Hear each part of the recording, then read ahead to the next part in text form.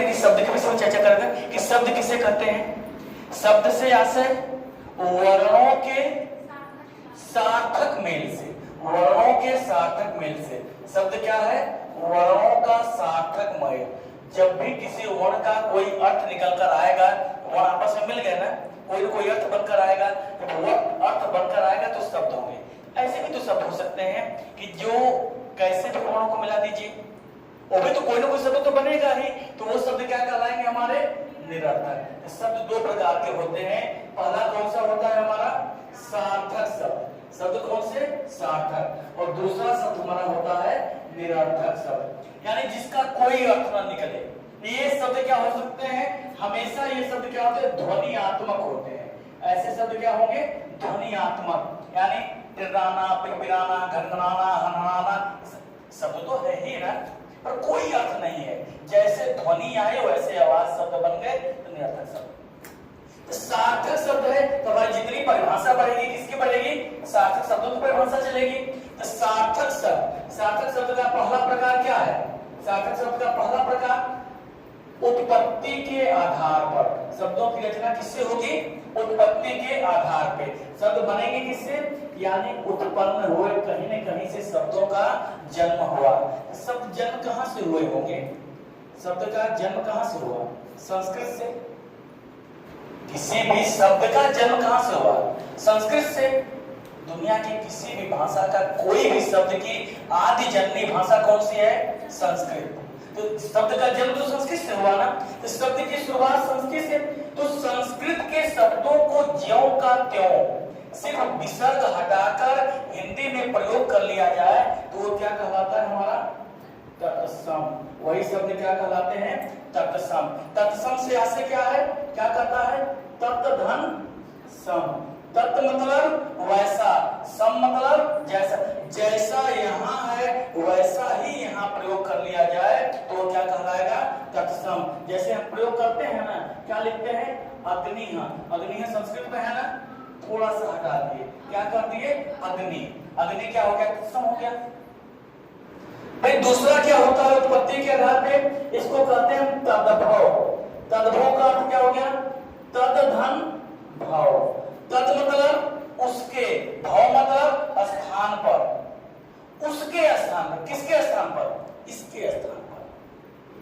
तत्सम के स्थान पर जिन शब्दों का प्रयोग किया जाता है वो शब्द क्या कहलाते हैं? हमारे तद्भव। जैसे यही अग्नि, यही अग्नि हमारी क्या बन गई?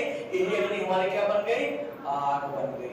यही अग्नि क्या हो गई? हमारी आग। मनुष्य आलसी प्रजाति है ना, आपसे चर्चा की है। मनुष्य क्या है? आलसी है, कठिन शब्दों को बोलना नहीं चाहता है। वो सोचता है कि ऐसे शब्दों का प्रयोग करें जिनको बोलने में सहूलियत हो। तो ये जानते हैं कि अग्नि से आग पहुंचने में इसको बहुत ज्यादा मेहनत करनी पड़ी। इस संस्कृत से पहुंचा होगा कहाँ? पाली पर। पाली से गया होगा प्राकृत पर, प्राकृत से आया होगा अपभ्रंश, और अपभ्रंश से आई होगी हिंदी।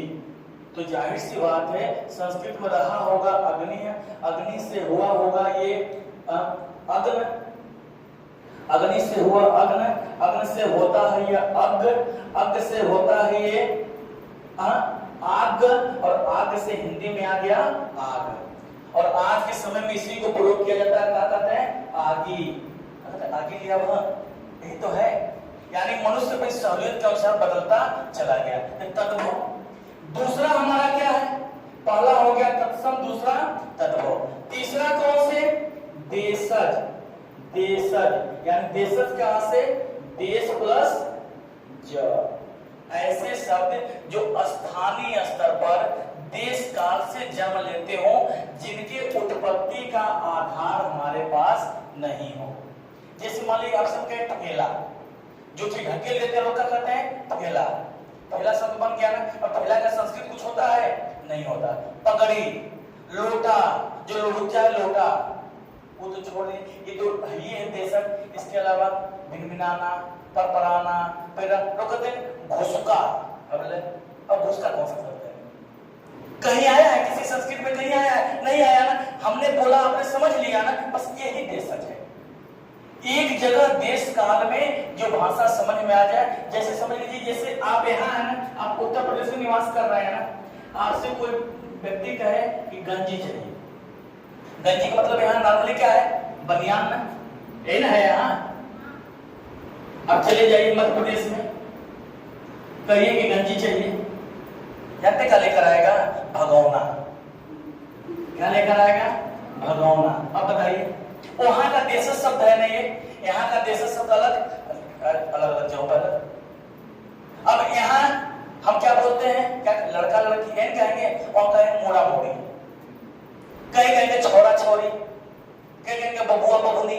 अलग अलग जगहों के अलग अलग शब्द है ना, यही शब्द हमारे क्या हो जाते हैं? देश।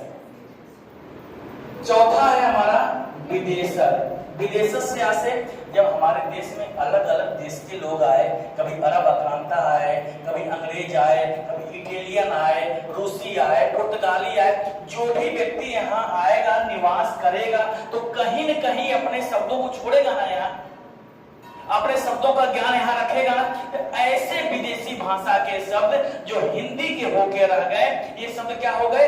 विदेशर। जैसे हम बहुत प्यार से बोलते हैं चाय, चीनी, कौन सी भाषा है? चाइनीज। हम कहते हैं रिक्शा मंगा दो, कौन सी भाषा है? जापानीज।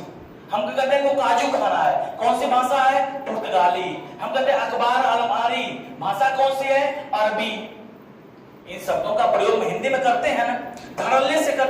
हम कहते हैं कि हमको स्कूल जाना है, भाषा कौन सी है? अंग्रेजी।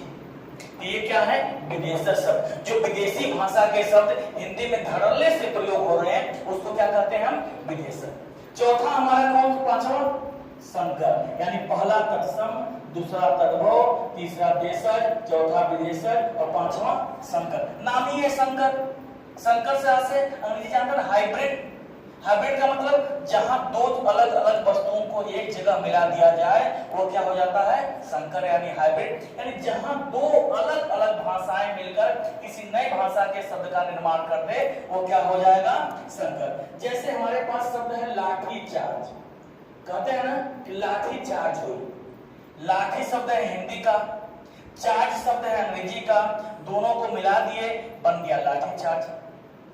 हम कहते हैं शब्द हमारे पास क्या है? जांच करता शब्द है ना, जांच करता।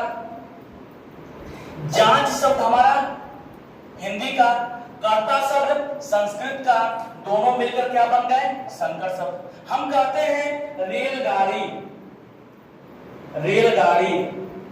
रेल शब्द अंग्रेजी का, गाड़ी शब्द हिंदी का, मिलकर क्या बन गया हमारा? संकर। रेल मतलब क्या होता है? पटरी। मत समझना कि गाड़ी, रेल मतलब पटरी होती है, जो पटरी लोहे वाली होती है ना, उसको रेल कहते हैं। यहाँ बोलते हैं रेलिया आवत, पटरिया थोड़े आवत है, ठीक है? गलती होती है, लोग कहते हैं ना कि रेल आ रही है, रेल थोड़े आती है, रेल नहीं आएगी। रेल मतलब है क्या? पटरी। जो लोहे की पटरी उसको रेल कहते हैं। रेल पर चलने वाली गाड़ी को रेलगाड़ी कहते हैं। लोग गलत प्रयोग करते हैं, चलता है कोई दिक्कत। तो उत्पत्ति के आधार पर शब्द के कितने भेद? 5 भेद। अब इसके बाद दूसरा क्या आता है हमारा? व्युत्पत्ति के आधार पर।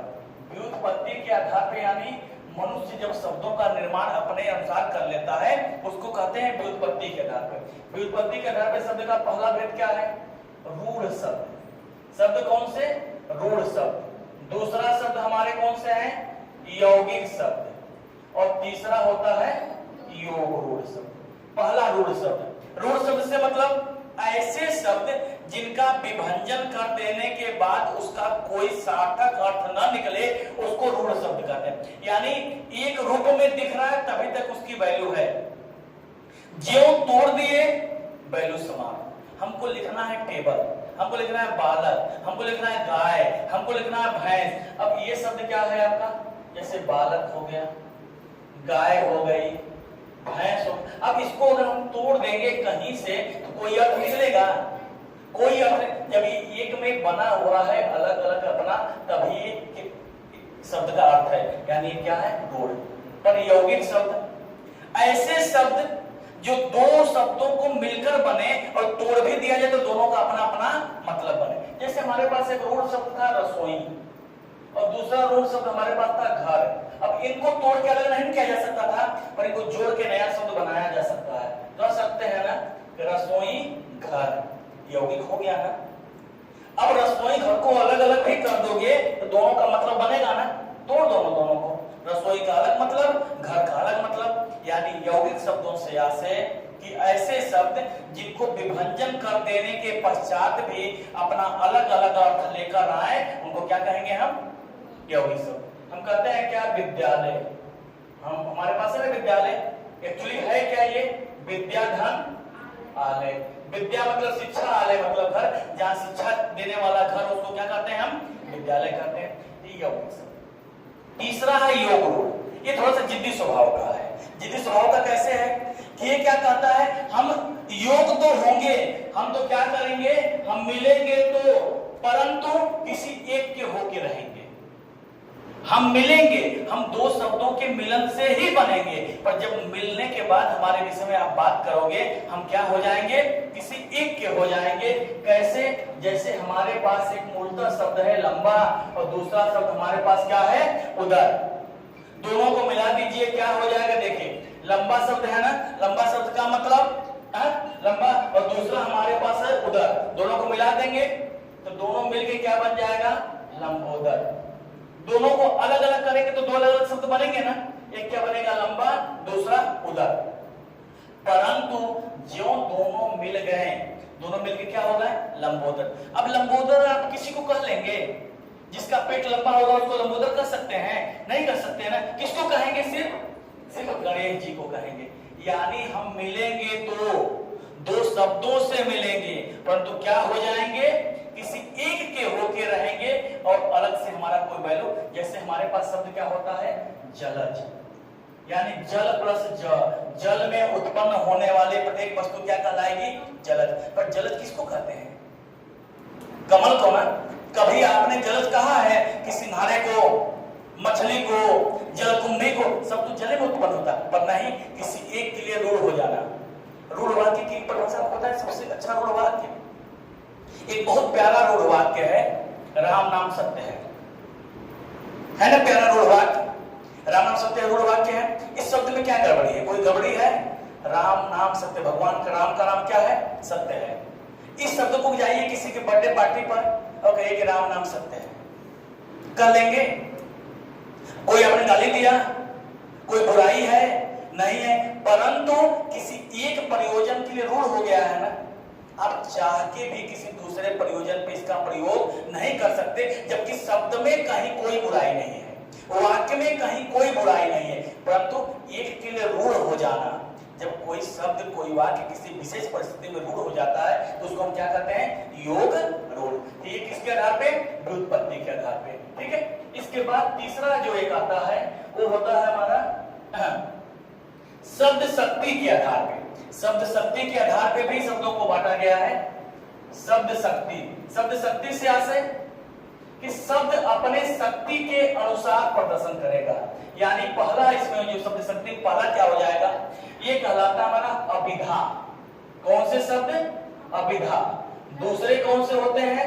लक्षणा, और दूसरे व्यंजना। तीन प्रकार के। अभिधा, अभिधा का आशय क्या हो गया? अभि प्लस धा। अभि मतलब सामने, धा मतलब धारण करना। सामने जो दिख रहा है वही उसका नाम धारण किया है तो क्या कहलाएगा? अभिधा। इसीलिए अभिधा का एक और नाम है, इसको हम क्या कहते हैं? वाचक शब्द भी कहते हैं अभिधा को। जैसे गाय दिख रही तो गाय है, भैंस दिख रहा है तो भैंस है, कुत्ता दिख रहा है तो कुत्ता। जो दिख रहा है वही उसका नाम पुकारा जाए तो ये क्या है? हमारा अभिधा। पर तो कभी कभी ऐसा भी तो होता है कि हम किसी के स्वभाव को किसी दूसरे चीजों से कंपेरिजन कर लेते हैं। जैसे कहते हैं ना कि वो गधे जैसा है, कहते मोहन क्या है? गधा है। एक्चुअली मोहन गधा नहीं ना हो जाएगा, मोहन के चार पैर नहीं ना हो जाएंगे। मोहन गधा होने का आशय क्या? गधा का एक स्वाभाविक गुण है क्या? मूर्खता। अगर मोहन क्लास में मूर्खता कर रहा है, हम कहें तो एकदम गधे हो। एक्चुअली वो गधा थोड़े हो गया, पर तो गधे का स्वाभाविक लक्षण उसके अंदर पाया गया ना, तो मोहन को मूर्खता कर दिया गधा। हो सकता है कोई ऐसा व्यक्ति, हमने कहा क्या कि भाई वो लड़की गाय है। अब लड़की गाय होने से आशय क्या है? लड़की के सिंग निकल जाएंगे, उठा के फेंकेगी नहीं ना किसी को। गाय का स्वाभाविक गुण है क्या? सीधापन। तो यानी लड़की क्या है? सीधी है। तो कोई अगर सीधी साधी है तो उसको हम कर देते हैं ना, अब देखिए यहाँ गाय का मतलब गाय था और यहाँ गाय का मतलब क्या हो गया, सीधा। ये लक्षण के आधार पर होते हैं। तीसरा होता है व्यंजना। व्यंजना से आसे जब भी कोई व्यक्ति एक ही शब्द का अर्थ अपने अपने सुविधा अनुसार निकाल, जैसे मान लीजिए कि हम यही कह रहे हैं कि मोहन गधा है, हमने कहा कि मोहन गधा है। किसी व्यक्ति ने कहा कि मोहन मूर्ख है इसलिए गधा है, कोई दूसरा व्यक्ति कहा कि नहीं नहीं मोहन बहुत परिश्रमी है इसलिए इसको क्या कहा जा रहा है, गधा कहा जा रहा है। कोई तीसरा व्यक्ति कहेगा कि नहीं गधे का स्वाभाविक गुण स्मरण शक्ति का तीव्र होना भी होता है, मोहन की बुद्धि बहुत तेज है इसलिए क्या है, गधा है। कोई कहेगा नहीं नहीं मोहन का रंग सफेद है इसलिए इसको क्या कहा जा रहा है, गधा। जब एक ही शब्द का अलग अलग व्यक्तियों के अनुसार अलग अलग अर्थ निकाला जाए तो क्या कहलाता है, व्यंजना। सुवर्ण को खोजत खोजत कभी व्यभिचारी चोर, सब सुवर्ण एक ही है ना, कवि के लिए अलग, व्यभिचारी के लिए अलग, चोर के लिए अलग, ठीक है। इस तरह से आपके शब्द शक्ति के आधार पे भी शब्दों के भेद हो गए। चौथा आपका प्रयोग के आधार पे है, जहां अभिकारी और विकारी होता है। आज के लिए इतना है, थैंक यू, ठीक।